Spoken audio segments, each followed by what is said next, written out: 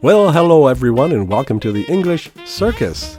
Yes, it is that time of year again, everyone's favorite time of year, Christmas time. So tonight we're going to be looking at a poem called The Night Before Christmas. It's probably the most famous poem about Christmas ever written, and it's about what happens when a man sees Santa arrive at his house on Christmas Eve. It was written a very long time ago in 1823, and it describes the classic Christmas story that has been so popular ever since. So today we will read the poem and try to understand the meaning. And then after that we will have two fun activities. Are you ready? Let's begin.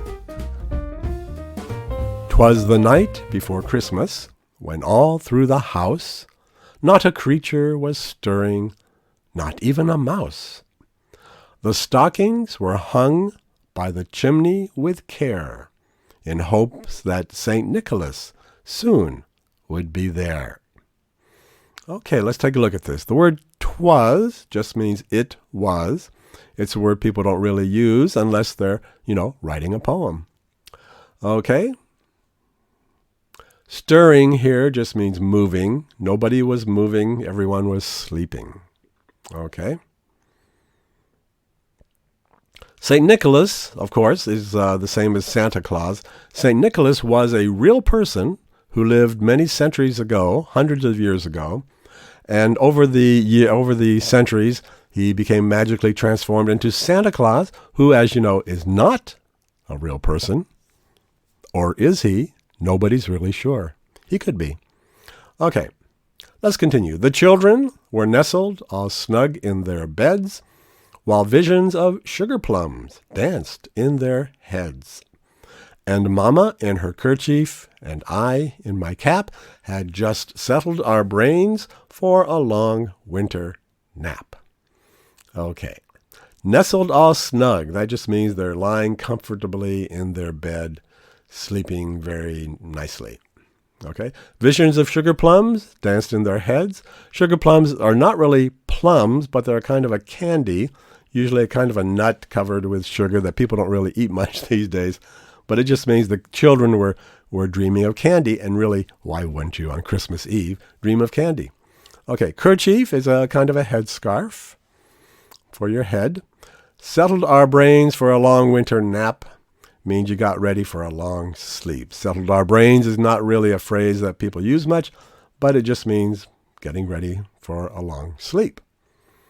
Okay, let's continue.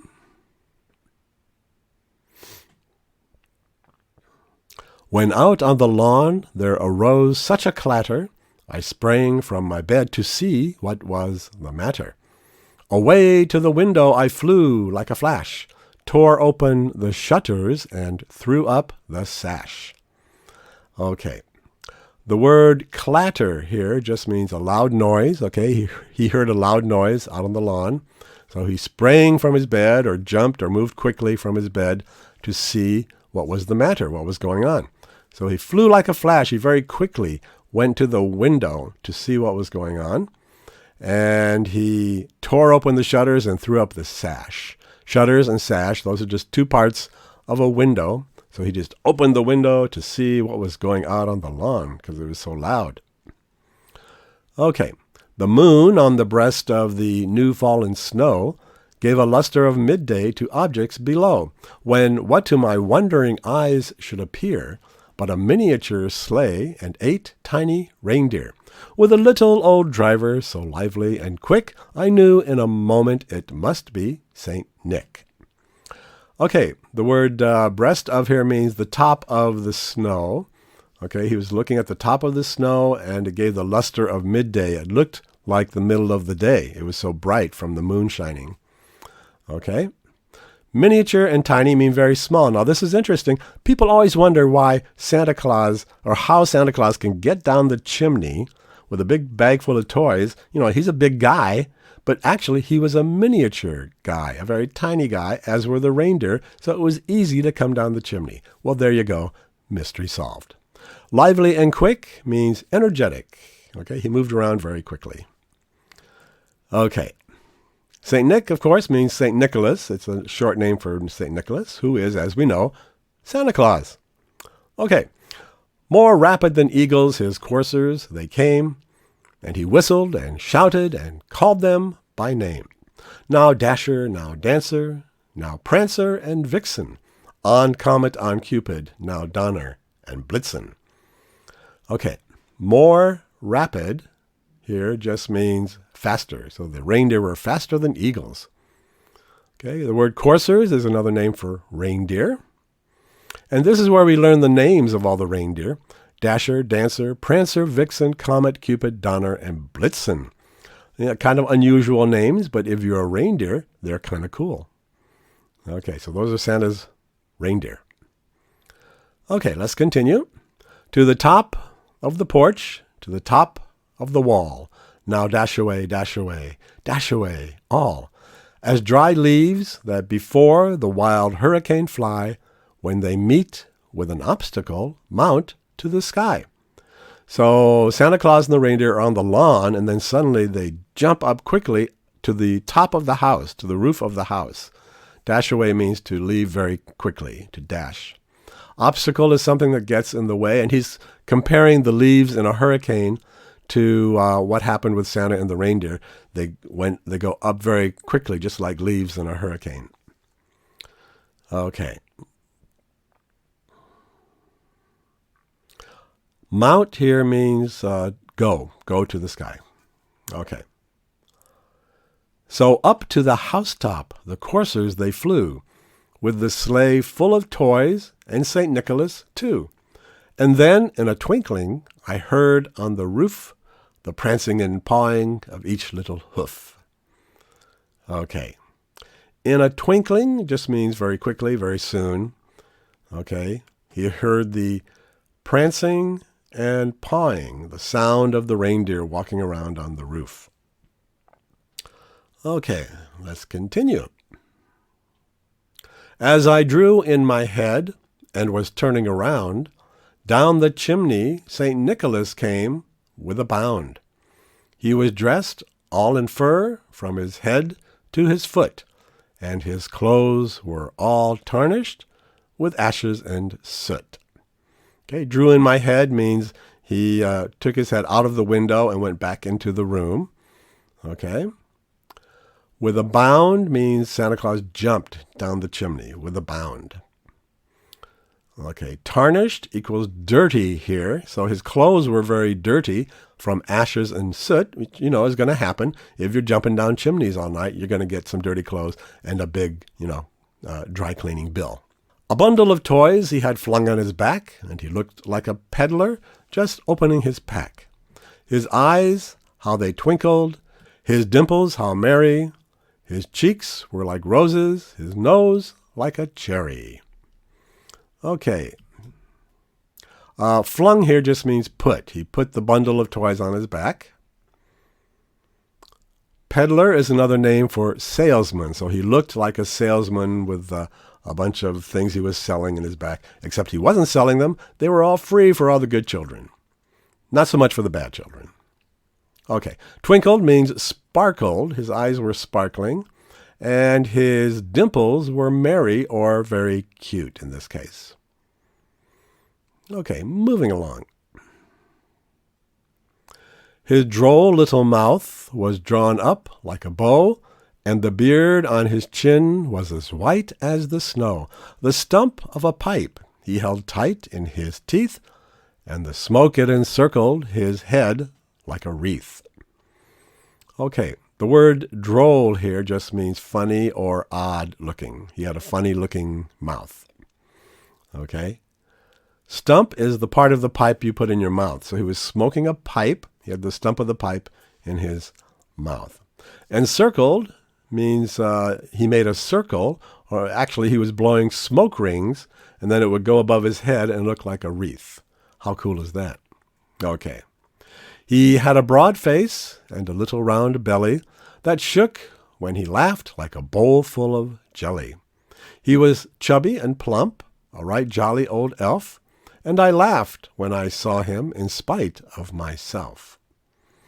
Okay, the word broad here just means wide. He had a wide face and a little round belly Okay, belly's another word for stomach. Okay, he was chubby and plump, means he was a little bit overweight. And, if you're going around the world and eating millions of cookies in one night, you're probably going to put on a few pounds. So there you go. In spite of myself means I try not to do something. So he didn't want to laugh, but he had to laugh because it was so funny. Okay. A wink of his eye and a twist of his head soon gave me to know I had nothing to dread. He spoke not a word, but went straight to his work and filled all the stockings, then turned with a jerk. Okay. In this case, nothing to dread means nothing to fear, nothing to be afraid of, just a crazy old man coming down your chimney. Why would you be afraid of anything? A jerk means a sudden movement. Okay. And next, and laying his finger aside of his nose and giving a nod up the chimney, he rose. He sprang to his sleigh, to his team, gave a whistle, and away they all flew like the dawn of a thistle. But I heard him exclaim ere he drove out of sight. Okay, laying his finger aside of his nose, he put his finger on his nose. Okay, he didn't put it in his nose, he put it on his nose, which is totally different. The down of a thistle is the soft seed of a little plant called a thistle. It's kind of like a dandelion, and he's just saying they flew up into the air very quickly. And the word ere here means as, again, a word we don't really use, but very useful in poetry. Okay, and this is what he said as he flew out of sight. Happy Christmas to all, and to all a good night. And there he went with his reindeer off into the sky. Wow, very dramatic. Okay, that's the end of our poem. Okay, let's take a look at our first activity, which is rhyming words. Okay, this poem, like most good poems, has many rhyming words. In this case, there are 56 rhyming words, or 28 pairs in this poem. How many can you find? Here are the first two pairs: house, mouse, care, there. So go back to the beginning of the video, see how many pairs of rhyming words you can find.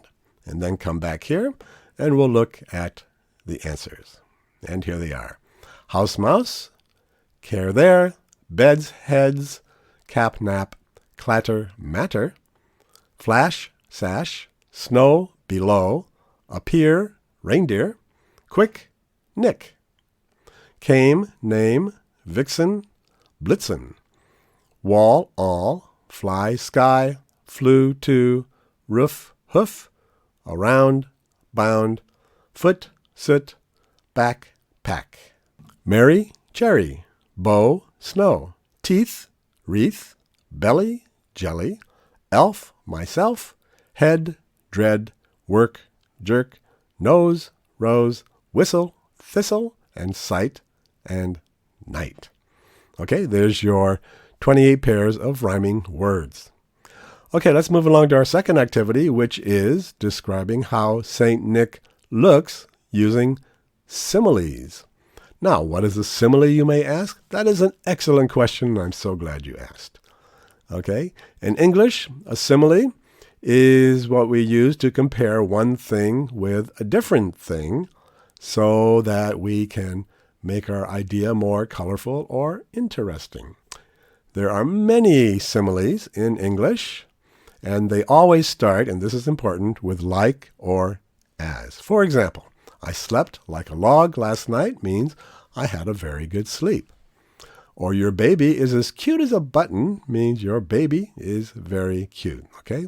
Those two phrases are similes, like a log and as cute as a button. Okay, so here is a description of Saint Nick from the poem. Okay, it has 6 similes in it. Can you find them? The first one is like roses. Okay, here is the description. His cheeks were like roses, his nose like a cherry. His droll little mouth was drawn up like a bow, and the beard on his chin was as white as the snow. The stump of a pipe he held tight in his teeth, and the smoke it encircled his head like a wreath. He had a broad face and a little round belly that shook when he laughed like a bowl full of jelly. Okay, there are 6 similes in there. Okay, so let's take a look at this. Here are the 6 similes in the poem.